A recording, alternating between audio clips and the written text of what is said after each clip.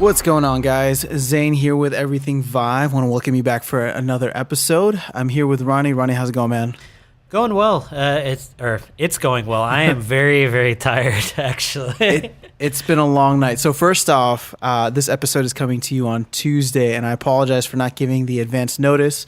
I was driving back to Chicago from St. Louis, and car battery died, so we could not record this in a timely manner. Wow. Yep, and on top of that, we actually had several interviews scheduled for tonight, so we'll begin editing those and posting them over the following weeks. But Ronnie and I are just exhausted. We've had a lot of fun. I mean, we've talked to some really awesome developers. I'm excited. We're really excited to share these with you. So yeah, we won't give away the names of the games yet, but they're definitely some of the top ones that you've heard of and have probably played. So with that being said, we're going to jump into the news. And like I said, initially, this will probably be a shorter episode just because I think news was generally slower this week. And I think the only item I had, which we'll go into now, is wireless. Some of this feedback is coming through, especially for TPCast. I heard that there's some stuff happening with a new company, Rivvr. I'm assuming is how you pronounce that. And so we were just actually watching a video uploaded of some guy doing a backflip using the TPCast and then stabbing someone in the chest with a virtual sword. Yeah, Upload VR got their hands on, and most of what they were talking about was very positive. I'm really looking forward to hopefully getting to try that sometime. But yeah, I mean, the article on uploadvr.com kind of goes into some of the technical aspects of how the TPCast system actually works, and then talks about some of their experiences with it. And right off the bat, it's good to know that TPCast does require some extra hardware. Obviously, you would get it with the system, but basically it's going to be basically a third sensor. It's not a lighthouse or anything like that, but the TPCast itself has its own broadcaster that you have to mount or install in your room at, ideally it looks like as high of a location as the lighthouse is, actually even a little bit higher, it looked like from the pictures I had seen. And based on that, it'll kind of limit your space a little bit, but not too much. It still sounds like for most people's setups, it'll be able to cover the ground just fine. And there will also be a PC dongle, I think, that you connect to your PC that the headset will need to stay in front of, I believe. But besides that, it sounds like the latency is very low, so you don't have to worry about any kind of motion sickness, which is the biggest thing that you'd be worried about on a wireless headset. I think the only kind of technical glitches that it seemed like they ran into was image quality issues. So just kind of like with streaming any kind of media over wireless, sometimes you'll get a little bit of artifacting from the lower bit rate or any kind of variance in the signal. And so there's the potential for some of that. But quite frankly, I mean, as far as having issues of image quality versus latency, I would go image quality, all the way, because if there's one thing that you can't deal with in virtual reality, it's extra latency. It makes you sick.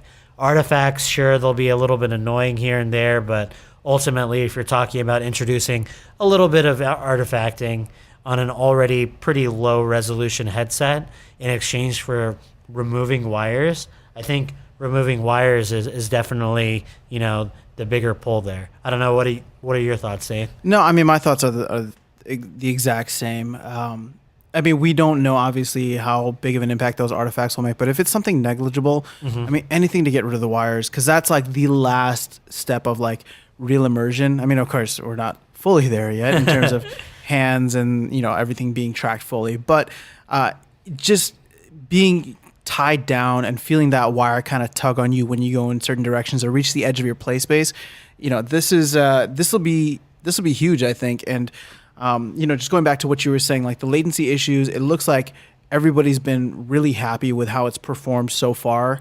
I think the other thing that you and I were kind of talking about before getting on this was the play space or play area, saying that it can cover the 5x5 maximum. In an ideal setting, it sounds like it's capable of that. And honestly, actually, like you mentioned, I've brought my Vive to some pretty large spaces, and I don't think I've ever actually used the full 5x5 meters yet.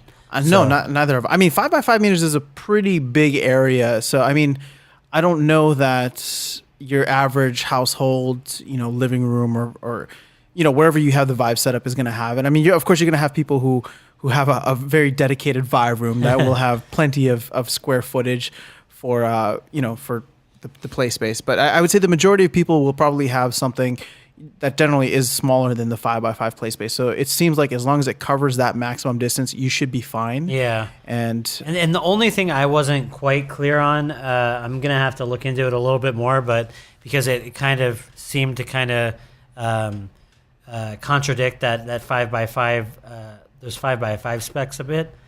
But it sounded like you might only be able to turn about 200 degrees rather than the full 360. But I'm not sure about that, so I'm going to need to confirm that because that would be an issue. But again, I don't really think that can't be right because some of the stuff that we were looking at, I mean, clearly looked like people were able to get the full 360 to move experience around quite a bit. I wonder if it's just optimized for that. Yeah, that might be what it was. But I mean, regardless, I mean, this is even just a first step. So it sounds like wireless is going to be a real thing, and I know we had talked previously about there possibly being rumors of a wireless HTC 2 and I don't know if I think maybe stories came out later saying that no. I mean, we're still a couple months away from April, I guess. Yeah. I don't know. I just feel like if they're going to go on like the yearly cycle and come out with like the HTC Vive 2 or at least, an updated version of what they have, I would assume that would be sometime around April, just because it seems like they have made some significant upgrades. Sure.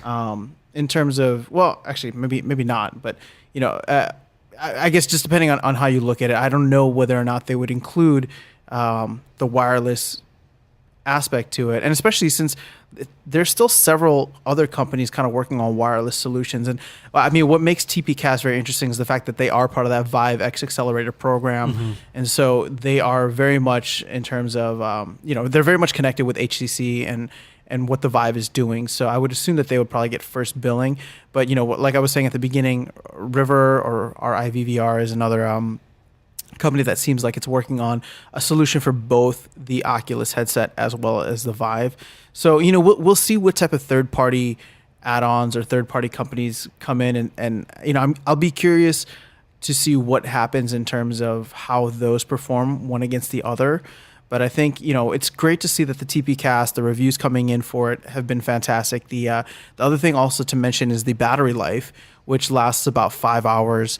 To me, that's actually a lot higher than I was expecting. Granted, maybe I'm just keeping my expectations low, but when it comes to high-powered gear and gadgets like this, I wouldn't expect it to be as high as 5 hours, because I mean you can get a pretty solid play session. I personally, I don't think I've ever played for 5 hours. Have you? Yeah, no. I mean, I think 5 hours is more than enough. More than enough. At least for this point in where VR is in terms of ergonomics and comfort and things like that. Like the solo person, I don't think is gonna. Well, I really shouldn't say that. I haven't used 5 hours, but if you play for more than 5 hours, like I mean, I could see potentially if you had a lot of people over and you were swapping headsets back and forth, that by the end of a night or something, it would be really low on battery. But still, I think 5 hours is enough that you'll be able to get your fix and then be able to recharge the device and not feel like you were somehow gypped of being able to play the full amount of time. So I think that's great. I think it sounds like the battery life is right where you'd probably want it, and it's always nice to not have to charge things over and over, but that's perfectly acceptable, I think, for this early stage device. So yeah, no, I mean I agree with you, and everything like when it comes to the Vive, like the wireless controllers being completely rechargeable, I think has been a fantastic addition or element about it. Because I was looking at the Oculus touch controls, and I believe those have a AA battery, if I'm not mistaken. And so, yeah, they do. So yeah, it's cool to see. Sorry, I don't know why I'm saying it's cool to see, but it's nice to have the rechargeable element and being able to just kind of plug and play from there. Yeah. No, I mean, there's pros and cons to both. I think I personally have really liked the fact that the Vive controllers don't use AA's. I mean, I'm used to using them in like Xbox controllers and that kind of stuff. And the advantage of that is that if it does die, you can just swap them out if you have new batteries, and you don't have to wait for recharging or anything like that. But I mean, most devices nowadays last long enough to where that's really not an issue. That's true. So unless you're just not planning at all, and you show up at your friend's house ready to play Vive and your controllers are dead, and it's a big bummer. Like, other than that, like, there's really no downside to like. That's a very good point. Well, I don't even know. I guess it's my fault that we're talking about Vive controllers now. But going back to the wireless solutions that are coming out, I mean, 5 hours I think will be a good starting point, and we'll only see the tech advance from here on out. So my big question is this. Looks like the business versions are being sent out, or at least being tested. When will the consumer version be available? I'm excited to see that. And so I don't think they don't have a date yet on that release, but I know everyone's just hoping and praying for Q1 of 2017, and I'm sure you and I will be on the top of the list. Sorry, no, we won't be on the top of the list. We'll be signing up right away. We get no special privileges, none whatsoever. We'll be signing up as soon as possible to get one for ourselves, just because it will change the experience completely. So. Well, that's honestly all I had for today, Ronnie. I don't know. What about you? Yeah, I mean, I think when you guys get a chance to listen to the interviews that we're going to be putting up the next 2 or 3 weeks, you'll understand why we're about spent here tonight. So we've definitely done our job, I think.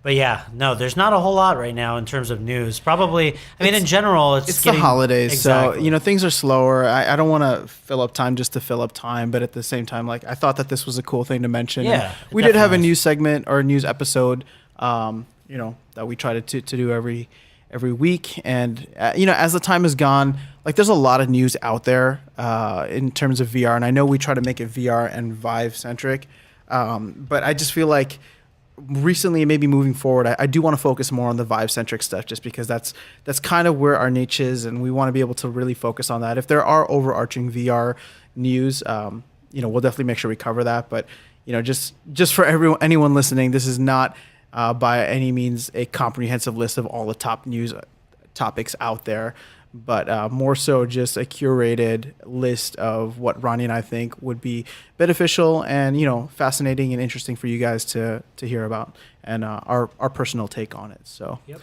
with that being said, let's wrap this one up short. We'll keep it short, and we will have, like I said, this is coming to you on a Tuesday, so we will have an interview, and actually, we'll just announce it right now, a Steam key giveaway in tomorrow's interview. So make sure you guys tune in.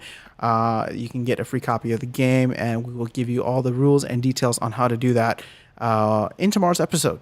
So have a fantastic rest of your day, night, and week, and we will talk to you guys again very, very soon. Take care.